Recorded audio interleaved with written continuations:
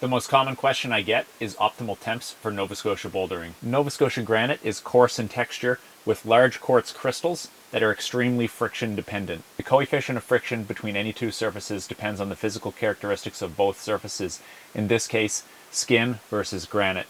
On the skin side, the ability to conform to the crystals is the major factor. Variables here are skin elasticity, hydration, and most importantly, temperature. In the summer, skin is too soft. Skin tears are rare in summer because the skin just moves out of the way of the crystals and your hand slides no matter how hard you grip. Your skin will wear down evenly and eventually look red and raw at the end of a session. On the other extreme, in deep winter, skin is too rigid and it can't conform to the shape of the crystals. Holds feel like glass. Skin can tear off in huge chunks. Optimal skin indentation occurs between 2 and 8 degrees. Punctures happen in this range. This is the result of crystals engaging optimally with the skin and biting in. You'll know Primo Temps have arrived when you start getting tiny punctures in the exact same spot on crux holds. On the hold side, factors are sun, wind, and surface moisture. Unchalked holds are best. You always want shade, even in the depths of winter. Winter solar radiation is still up to 400 watts per meter square. Holds will be bone dry and too warm.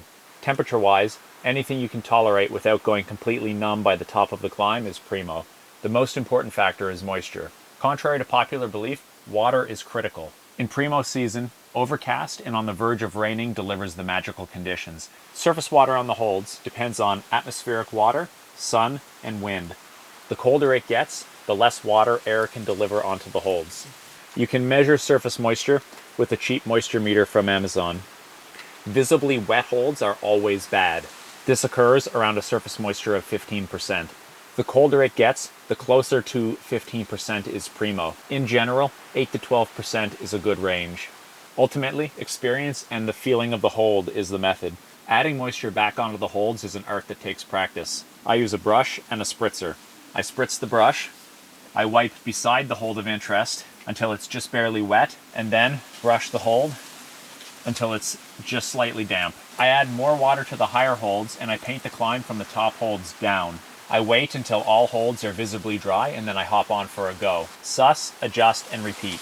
Another tactic that can be very helpful is adding water to the skin. Spritz your hands, rub them in together until they're dry, but still just slightly tacky, and then chalk up.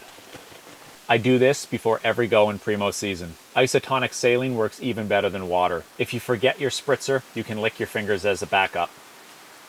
This is the basics of Nova Scotia friction. If you have any questions, leave them in the comments and I'll address them in subsequent videos.